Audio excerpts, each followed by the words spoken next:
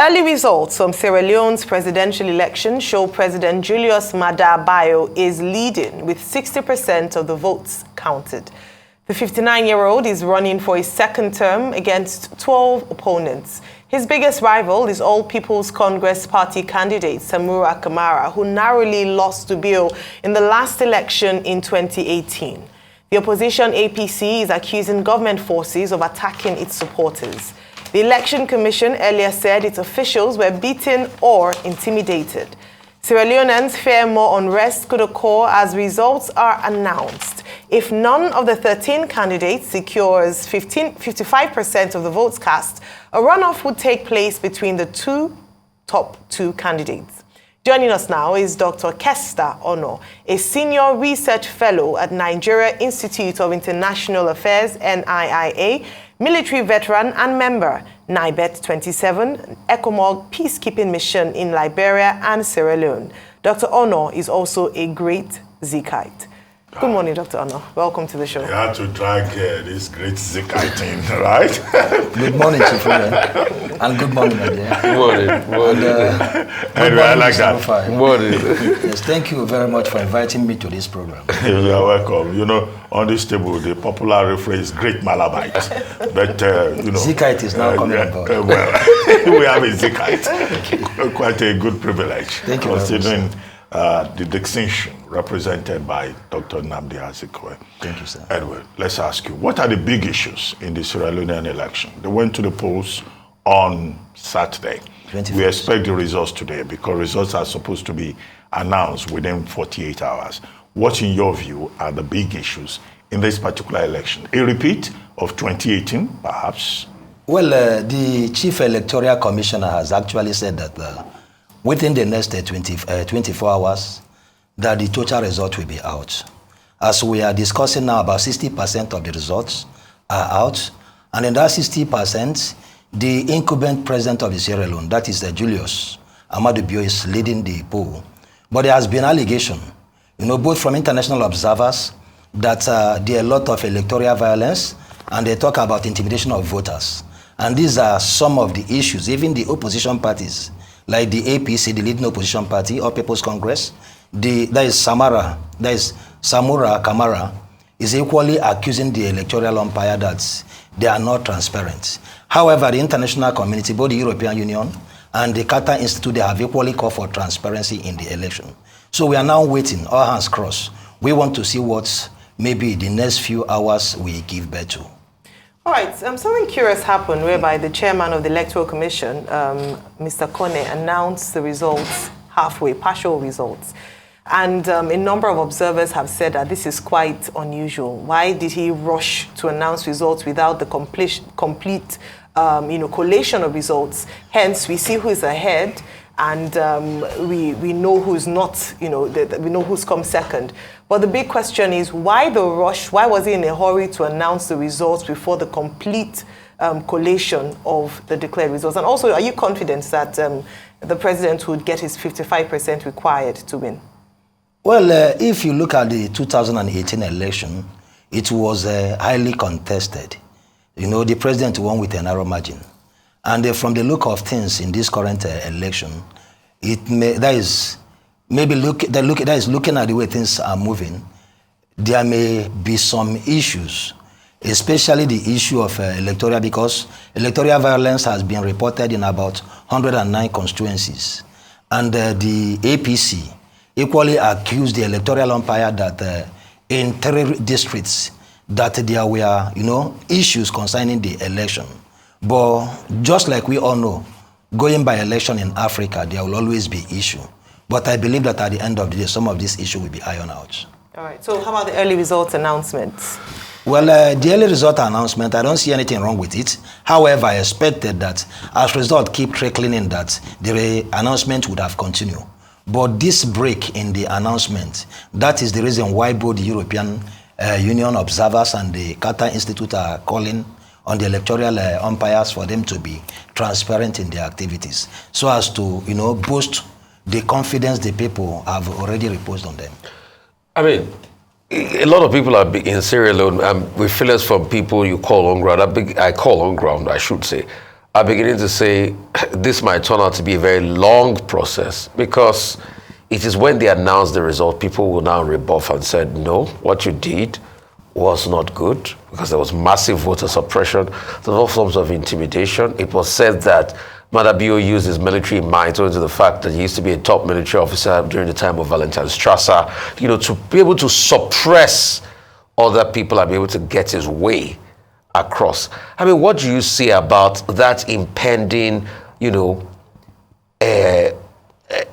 disagreement that is going to happen in Sierra Leone as we speak, and the ruling party is not addressing all of this? It is expected that in an election like this, there will obviously be disagreements. However, when you look at the issue in Sierra Leone, considering their experience, because they had a long civil war, that was from 1992, and they ended it in 2002. And it's still a very fluid country. Yes, and since then, about 5 elections has taken place, or I think this is the 5th one that is now taking place. So when you look at things there, it's obvious that things are in fragile states, and if it is not managed properly, it may escalate.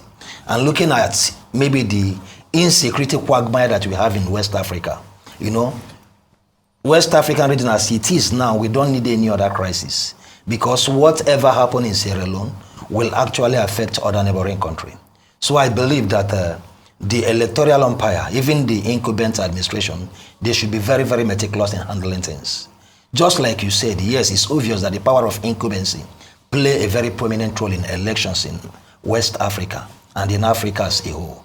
You understand? But I believe that both with the vested interest in the election, talking about maybe all the foreign interests that are involved, then even the ECOWAS bodies that are involved, I believe that at the end of the day, things will be done. However, let's remember that even the incumbent president cannot be declared as the winner of the election if he doesn't have the 55% of the valid vote counted.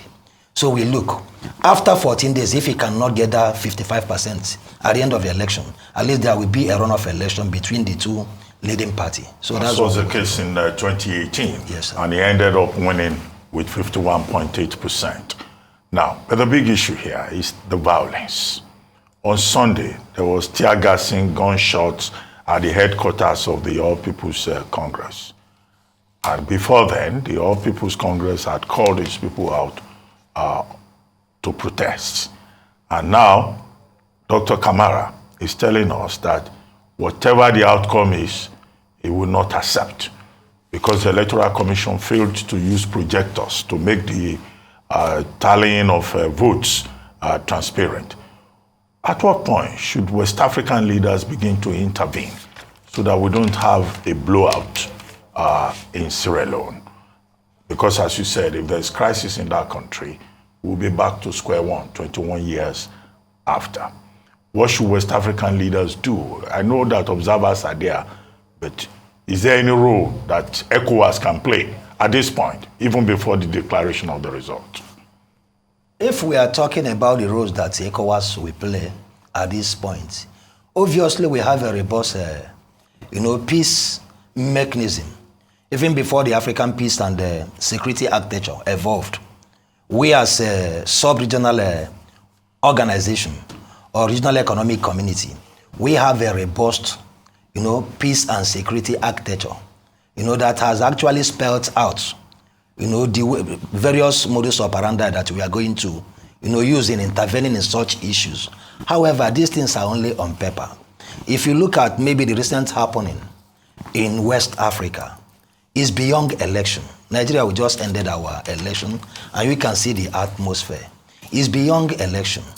And if you look at maybe the level of intolerance among politicians, and you equally see the way things are moving, creating serious crisis of insecurity, we realize that the major problem is not just about election, it's about poverty, in the land. And this poverty has been weaponized so that they can manipulate the masses just the way they like. So I think we have to come to terms, with the issue of good governance. Because by the time we have good governance, it will help this society to create enabling environment for a good election to take place. Yesterday, I was talking in a forum, I told them that yes, it's good to have maybe so many memorandum of understanding and put a lot of things on paper. But the moment we don't have good governance, it will create crisis. So this is actually the problem. We need to have good governance to build our institutions in West Africa. Because as long as we have weak institutions, this problem will keep on arising. Thank you very much. All right, talking about good governance, the current president, who's seeking a second term, has led a nation that has high unemployment rates, high inflation, economy in distress, yet wants to run again. On what grounds? What's the justification? And again, as we've heard, is in an early lead. You talk about the issue of governance, issue of leadership. Who do we blame in this circle? Is it the people who keep going to the polls to vote for the individual, or the fact that people are not able to hold their leaders to a higher account? Okay, we have to start by saying that it's not about the people. We are even getting to a level in West Africa where maybe the votes of the common men may not even count again. So it's not just about going to vote. You understand? We have, both in West Africa and in Africa, we are now seeing leaders that are insensitive about the plight of the people. So they just occupy the position, not because of what they will offer, maybe because of their own personal aggrandizement. So to satisfy their maybe quest for power. And like I said previously, what we have in many African states is not just about governance, it's about state capture, where you see a group of people that are now using the state for their personal aggrandizement to satisfy both their cronies and their personal interest. So even if people vote or not, we are now getting to the level where maybe the vote of the people doesn't count again. So we need to be very careful with Sierra Leone because, and I'm going to snowball into your former life with ECOWAS, because we know how elections are touchy. The bastion of stability in West Africa was Ivory Coast. Election plunged Ivory Coast into chaos. We all remember, this morning we're talking about Wagner Group. We remember anti-Seleka and anti-Balaka. I mean Seleka and anti-Balaka in Central African Republic. Elections and power struggle between Francois Boazizi and Patassi led to the beginning of the crisis over there.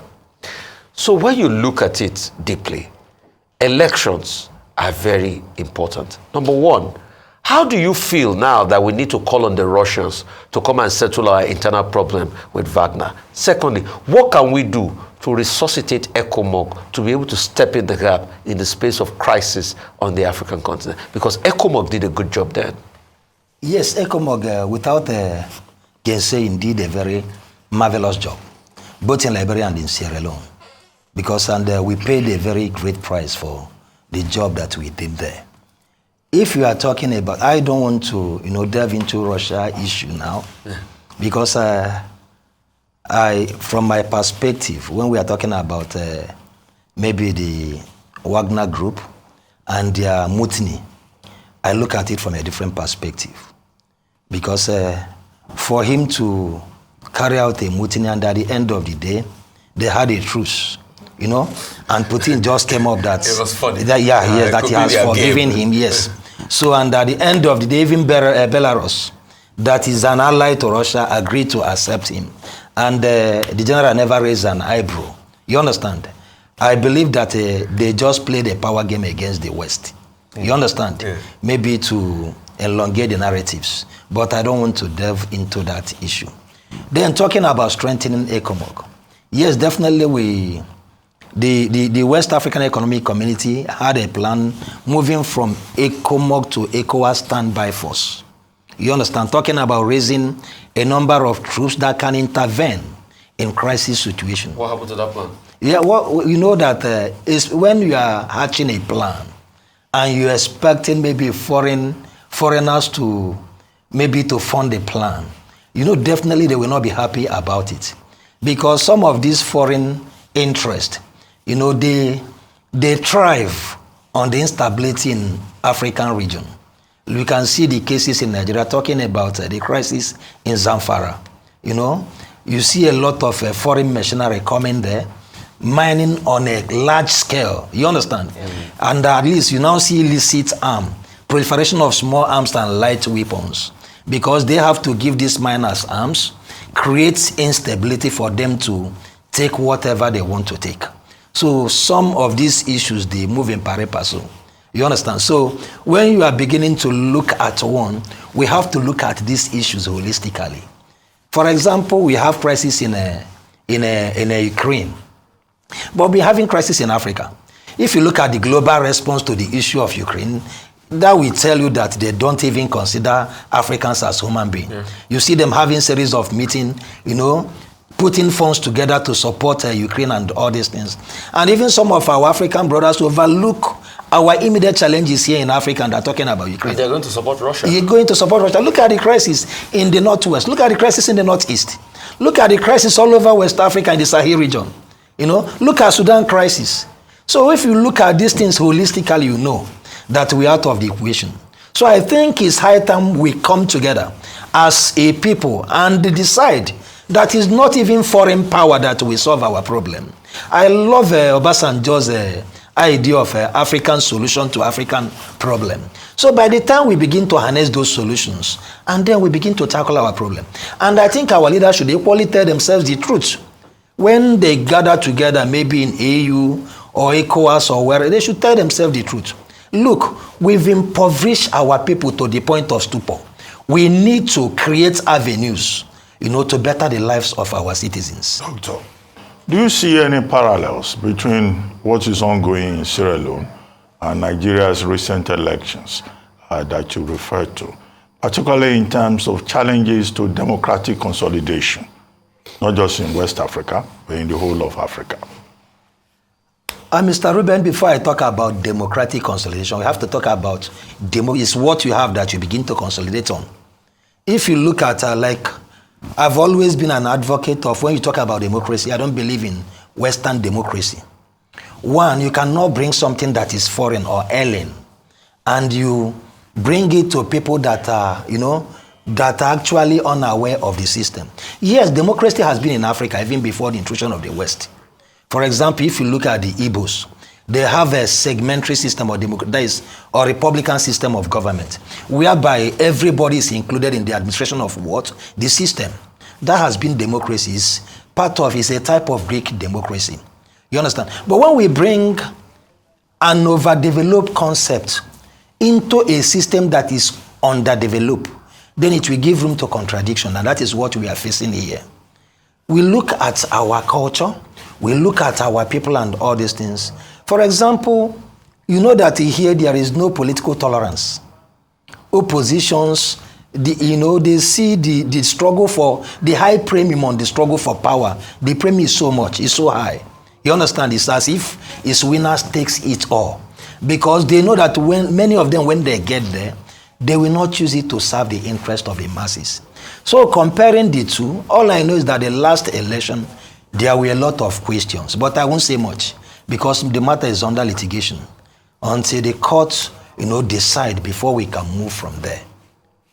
Well, thank you very much, Dr. Onor, a Senior Research Fellow at the Nigerian Institute of International Affairs here in Nigeria.